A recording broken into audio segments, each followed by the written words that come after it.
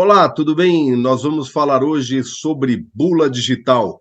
Atualmente, a gente tem uma resolução colegiada da Anvisa, que chama RDC 47, que foi publicada em 2009 e que agora está passando por transformações depois que a lei 14.338 de 2022 foi sancionada pelo Bolsonaro para justamente estabelecer as regras das novas bulas de remédios. E uma das ideias, né, uma das determinações é de que haja uma bula digital que permita uma melhor acessibilidade das pessoas, do público em geral. Para isso, para conversar sobre esse assunto, eu chamei aqui o executivo da GS1, o Ricardo Verza, que é especialista nesse assunto, tem acompanhado isso bem de perto pelas fontes governamentais e pela GS1, ele tem trabalhado com a indústria para também favorecer a adequação das empresas a essa nova regra, né, essa nova lei, e ele vai comentar um pouquinho esse assunto. Ricardo, tudo bem com você? Como é que estão as coisas por aí? A primeira pergunta eu já vou largar aqui para você, que é a seguinte: isso transforma a maneira como as pessoas se relacionam, logicamente, com as embalagens dos produtos, principalmente aí com a bula que vem no interior, né? Traz informações novas e garante acessibilidade para as pessoas, mas isso muda o que mais? Quais são as outras alterações que se esperam aí nessa transformação da bula de papel para a bula digital? Boa tarde. Tudo bom, Perim? E aí, como que tá? Mais uma vez, aí, obrigado pelo espaço aí, pela oportunidade de a gente bater um papo e falar um pouco sobre temas variados, né? Dessa vez a bula. Eu acho que uma coisa que é interessante a gente passar um pouco de questão de história, né? De passado. ah, o que você mencionou, né? Da RDC 47. A RDC 47 ela trata de bulas em geral, né? Em questões de conteúdo, harmonização, textos e tudo mais. É focado, vamos dizer assim, na construção da bula mesmo, né? A lei que você mencionou, essa lei, ela entrou ali, então, em maio de 2022, ela, ela trouxe mais uma questão ao assunto bula, que é a obrigatoriedade de se ter uma versão eletrônica, uma versão digital da bula já existente. Então, importante, né? Existe todo um trabalho sendo feito, sempre uma revisão sobre o conteúdo da bula e como ela está sendo feita. Não é o escopo do que a gente vai bater um papo hoje aqui, mas essa lei ela introduziu, então, deve-se prover um mecanismo minimamente, essa é uma coisa interessante, minimamente o mesmo conteúdo da bula de papel, no meio digital. E para que isso, né? Qual foi o objetivo que foi alegado ali na aplicação da lei? É para prover principalmente mecanismos de acessibilidade, né? Então, uma pessoa que tem um problema de leitura, precisa de um leitor de tela, ou um text-to-speech, né? Eu vou transferir, tirar o texto e colocar numa forma falada, vamos dizer assim. Então, esse foi o principal motivo para que essa lei trouxe, né?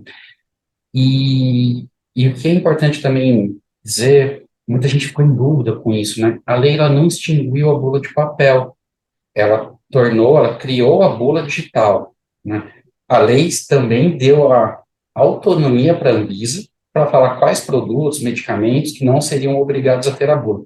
Mas isso é um outro assunto. O mínimo que ela diz é, você tem a bula de papel, você vai passar a ter a bula digital, né?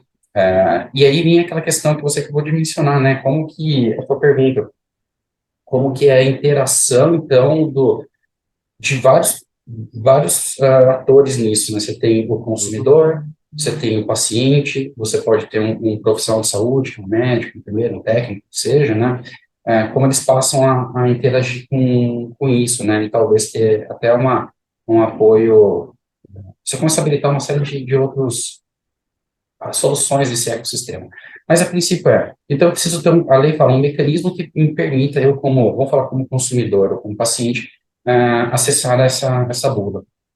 Existem várias maneiras, né, várias tecnologias, você que vive realmente nesse mundo de embalagens, você já viu de tudo um pouco, mas talvez acho que a mais simples, ou pelo menos a primeira que venha à mente das pessoas, Então, um QR Code impresso na embalagem.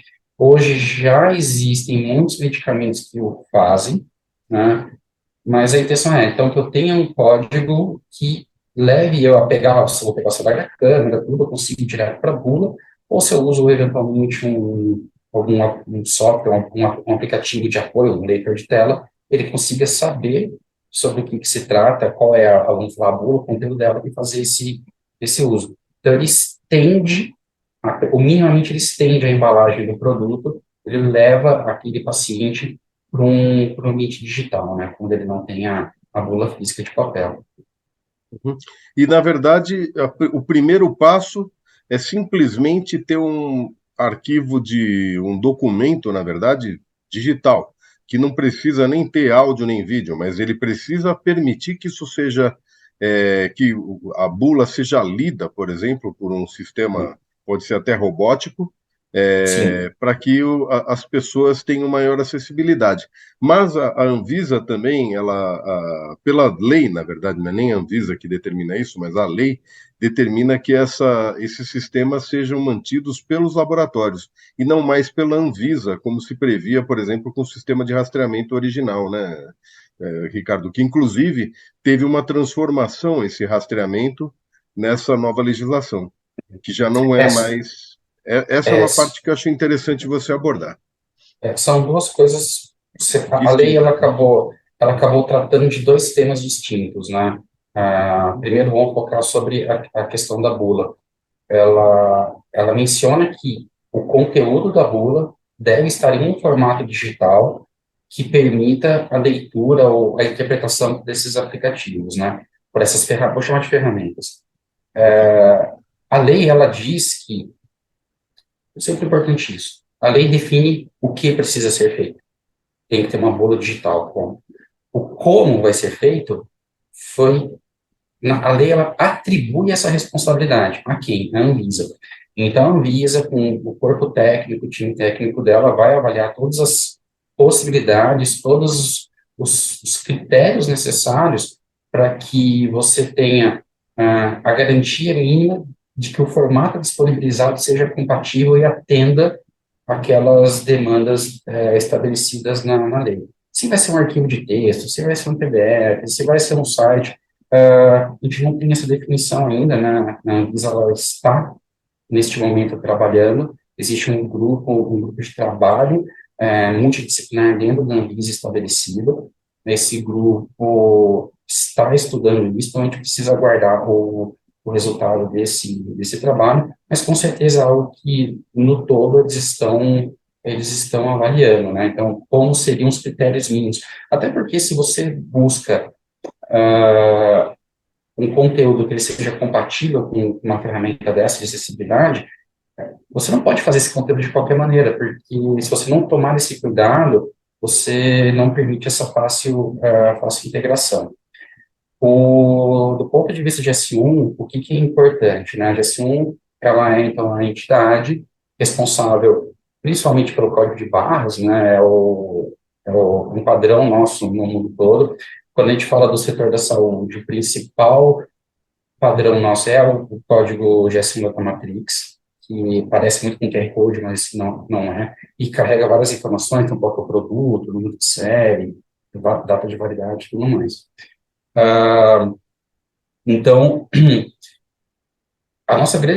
o grande foco nosso de trabalho é apoiar os órgãos, as entidades, as agências reguladoras, no caso do Brasil, a Anvisa, para que ela construa isso de maneira a garantir a máxima compatibilidade com todos isso, com todos esses aplicativos. Mas nosso foco não é no conteúdo, acho que eu falei isso até no começo do nosso bate-papo. O foco Uhum. é em como o consumidor consegue acessar isso, como o consumidor consegue chegar até aquela informação. Porque muito se faz hoje quando você encontra ali nas embalagens, se você fizer você deixa essa tarefa aí para o lar, se você pegar vários QR Codes diferentes e sair lendo eles com o celular e parar para prestar atenção naquele endereço que está ali escrito, ele pouco diz sobre o que se trata. Se você olhar o conteúdo dele sem realmente acessar o site. E isso é um fator importante, porque se você busca uma integração entre vários sistemas e aplicativos, você precisa trazer uma linguagem que esse pessoal, esses outros desenvolvedores do sistema consigam estar entendendo. Que é um exemplo básico, quando você Uhum. vai no supermercado, aquele código de barras, que é um padrão de assim, você tem um padrão espalhado, e você tem caixas de supermercado no Brasil inteiro, você tem vários fornecedores de produtos e vários softwares de ponto de venda e tudo mais, e todos funcionando. Por quê? Existe uma linguagem única que é o código de barras do Web13. A mesma coisa a gente consegue fazer e aplicar para esses códigos, tanto da Matrix como QR Code. É aí que a gente tenta trabalhar para fazer esse alinhamento. Até pegando o gancho do código da Matrix, você falou sobre a rastreabilidade, né? A rastreabilidade, então, ela era um outro tópico que foi estabelecido numa lei em 2009 e que deveria ter entrado, e entrou em vigor, na verdade, no dia 28 de abril de 2022. E essa lei estabelecia alguns critérios para rastreabilidade, não tinha qualquer relação com a bula, e um dos critérios era que a identificação nessa embalagem seria usando o código da gestão da matrix, com o código de barras do produto, número de série, lote e validade. Esse código por si só, ele junto com o aplicativo, já conseguiria levar o consumidor até a bula. Mas essa lei, então, que entrou ali em maio, poucos dias depois, no dia 11 de maio, ela ela revogou alguns artigos da lei original que, de certa forma, impactaram em como era previsto e como a Anvisa estava implementando o sistema de rastreabilidade até então. Também a lei deixou para a Anvisa algumas responsabilidades para a regulamentação disso, algumas responsabilidades para a indústria. O pessoal sempre pergunta se a rastreabilidade acabou ou não. Eu acho que ela está passando por um período de revisão. A Anvisa, ela ainda, obviamente, ela tem a autonomia para ela implementar ou propor ferramentas ou sistemas no Brasil. Talvez no momento adequado a Anvisa retome esse assunto ou ele coloque esse assunto junto com a questão da bula, mas nesse momento não existe uma definição, vamos dizer assim, exata, precisa, cronogramas de tudo que deve ser feito, né? Sim, mas nessa discussão, inclusive, eu estava vendo aqui num documento da Câmara dos Deputados, né, dizendo que essa mudança da lei 11.903 de 2009, que você tinha mencionado, já no ano passado com a nova lei, que é essa que estabelece a bula digital, né, e que transformou esse dispositivo sobre a rastreabilidade numa responsabilidade da indústria, né? Logicamente que tem a Anvisa como regulamentadora, né? Como entidade responsável, governamental, oficial, para estabelecer as regras disso, mas quem vai armazenar esses dados, quem tem a obrigação agora de ter esses sistemas, não é mais a Anvisa, né? Os sistemas com as informações de rastreabilidade. Agora são os próprios laboratórios farmacêuticos. E, complementando uma parte que você falou dessa da legislação, inclusive, eu acho que vale abordar, né, Ricardo, que essas novas regras, elas modificaram, né, de certa forma, abriram a possibilidade para que haja uma mudança aí, tanto no processo de rastreabilidade e principalmente na questão da bula eletrônica, da bula digital, que ela não são coisas similares, né? Não é o mesmo assunto, mas foram embutidas na mesma lei por uma questão até, eu acho que de oportunidade de se fazer essa transformação. Acho que alguns players não deveriam estar satisfeitos com o que foi estabelecido na lei anterior, provavelmente quiseram trazer mudanças e essas mudanças foram estabelecidas agora. E a Anvisa está criando, digamos aí, o cenário para que se estabeleçam, então, essas novas regras, né, para que elas sejam efetivadas, sejam colocadas em prática, respeitando aí a lei, né, e todas as determinações atuais. O que acontece agora, pelo que me parece, é que, além de a gente ter uma transformação da forma como as empresas a indústria farmacêutica se comunica com o mercado, se comunica com os consumidores, com os médicos, com os farmacêuticos, né, os vendedores, os comerciantes, mas também existe aí uma forma, uma oportunidade, na verdade, de que se façam inovações nesse sistema no Brasil, né? Como é que você vê por esse lado, Ricardo, se você tem uma previsão até do que possa acontecer? A previsão, não tenho. O que a lei define realmente é que a Anvisa tem a responsabilidade de regulamentar isso, né? Então, a melhor coisa é aguardar pelo posicionamento da Anvisa, que é o responsável definido em lei, tanto para a questão da bula como para a questão da rastreabilidade, né? De novo, que é importante falar, a alteração proposta pela lei não tira da Anvisa a autonomia de regular o setor, inclusive propor outros sistemas de rastreabilidade, né?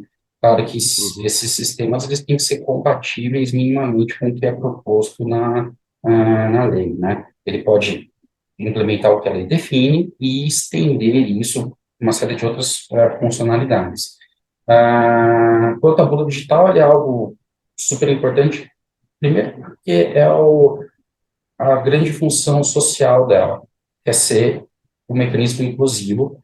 A segunda coisa é algo que está relacionado à segurança do paciente e do consumidor na clínica. Então, sim, é muito legítima a preocupação em estender esse acesso a todo cidadão brasileiro, independente das necessidades que ele tem ali, né, para poder interagir com esse conteúdo. E o que é importante, a lei fala, né, minimamente o conteúdo da bula, né, e aí começam oportunidades para lidar com este material de uma maneira diferente, né. Se eu estou, então, conduzindo meu consumidor, meu paciente, a um ambiente onde eu tenho informação da bula, aquela empresa, indústria farmacêutica, por exemplo, ela pode usar isso para interagir, por exemplo, um programa de consumidor recorrente. Então, eu tenho produtos, medicamentos de uso contínuo, vários laboratórios oferecem isso, né? Se você se cadastra, você consegue, por exemplo, ter descontos. Por que não aproveitar que aquele paciente chegou até o conteúdo e, então, eu oferecer isso para eles, né? Informações adicionais, materiais explicativos, um pouco mais detalhados, eventualmente um vídeo, né? Existem várias possibilidades. Bacana, Ricardo. Bom, eu queria te agradecer aí pelo contato, pela oportunidade de conversar com você novamente. Um bom final de semana. Tchau, tchau. Vamos voltar para esse assunto ainda mais vezes. Vamos voltar. Um Até mais. abraço, tchau, tchau, pessoal. Tchau.